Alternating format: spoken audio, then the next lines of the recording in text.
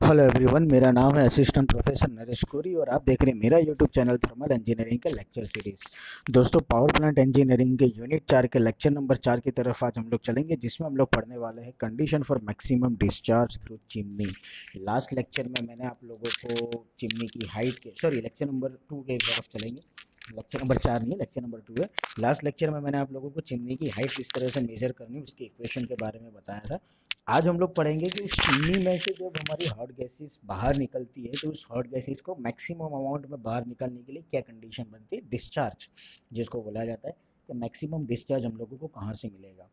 तो basic equation से start करते हैं। इक्वेशन काफ़ी इंपॉर्टेंट है, जीटीयू में 4 से 5 बार आ चुका है, 3 मार्क्स या 4 मार्क्स का सवाल है और ये आईएमपी क्वेश्चन है जिसको करना है, कंपलसरी करना है।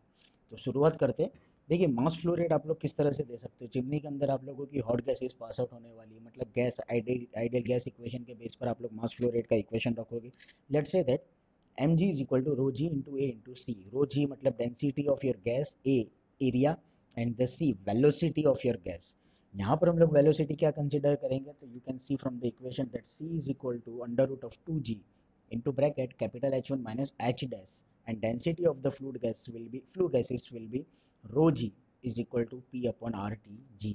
ये PV is equal to MRT के बेस पर बनाया गया इक्वेशन है और ये आप लोगों का गैस इक्वेशन। आप लोगों ने एस एफ डबल ही पढ़ा होगा थर्मोडाइनमिक्स के अंदर, ठीक है। उसके बेस पर वेलोसिटी ऑफ गैस, किसी भी फ्लूइड के लिए वेलोसिटी किस तरह से हम लोग डिफाइन करते हैं उसके बेस पर ये बनाया गया इक्वेशन है। तो आपकी वेलोसिटी हो जाएगी √2g into bracket capital H1 minus H dash, और डेंसिटी हो जाएगी आप लोगों के लिए rho g is equal to P upon RT G। हम लोग मास के अंदर हमारी वैल्यू रखेंगे।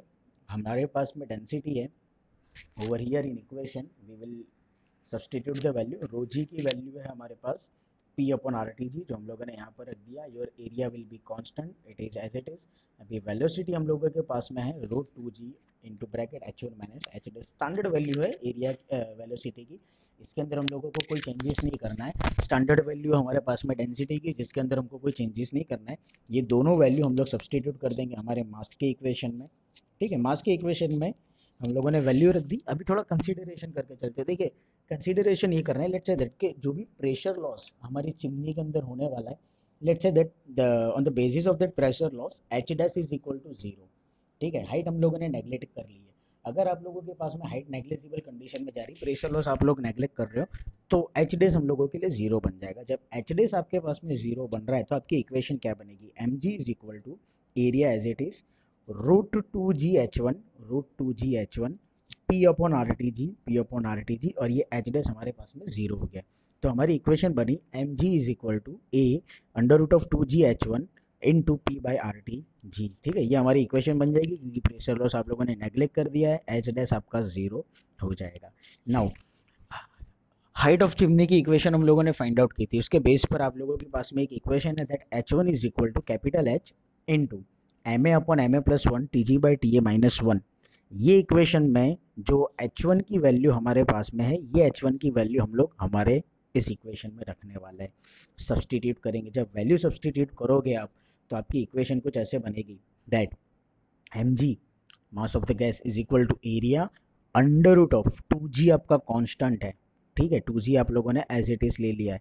आप लोगों को करना क्या है, we have to substitute the value of H1। हम H1 की जो वैल्यू है, इस वैल्यू को H1 की इस वैल्यू को यहाँ पर रखने वाले हैं, ठीक है। तो हमारी इक्वेशन क्या बनेगी, हमारी इक्वेशन बनेगी a under root of 2g capital H into bracket M A upon M A plus one bracket complete multiplication में T G by T A minus one bracket complete, ठीक है। H1 की value रख दी into P upon R T G, P upon R T G तो है ही।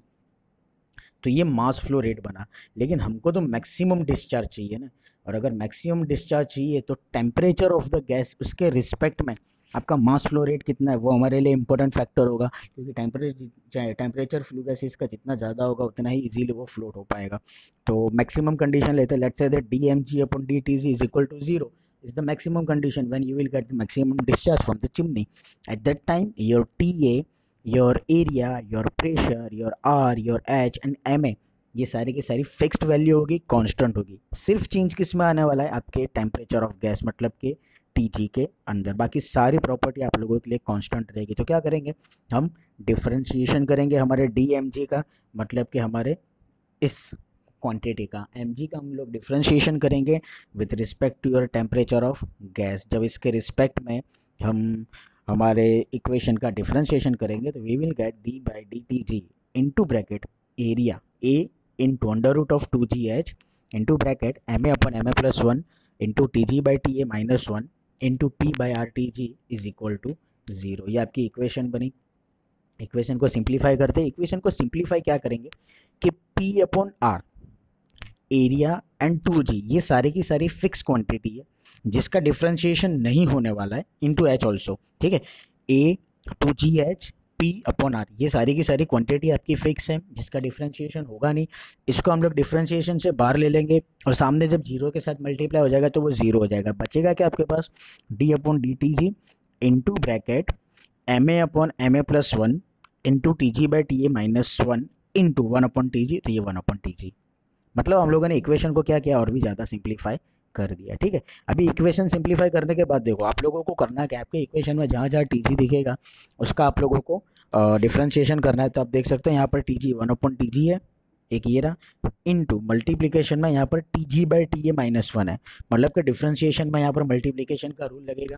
First constant second का differentiation plus second constant first का डिफरेंशिएशन, तो वो मल्टीप्लिकेशन का रूल हम लोग यहाँ पर अप्लाई करेंगे। मल्टीप्लिकेशन का रूल अप्लाई करते हैं, हम लोगों ने फर्स्ट कांस्टेंट ले लिया है, सॉरी सेकंड कांस्टेंट ले लिया है, under root of M A upon M A plus one, under root of M A upon M A plus one into T G by T A minus one, ये constant ले लिया, into हम लोग one upon T जी का differentiation करेंगे D by D T G one by T G plus अभी second वाला constant मतलब सॉरी फर्स्ट वाला कांस्टेंट मतलब कि one upon T G constant है, इनटू सेकंड का डिफरेंशिएशन करेंगे। सेकंड हमारा है D by D T G under root of M A upon M A plus one into T G by T A minus one is equal to zero. Multiplication का differentiation का simple rule लगा है, first constant second का differentiation, second constant first का differentiation.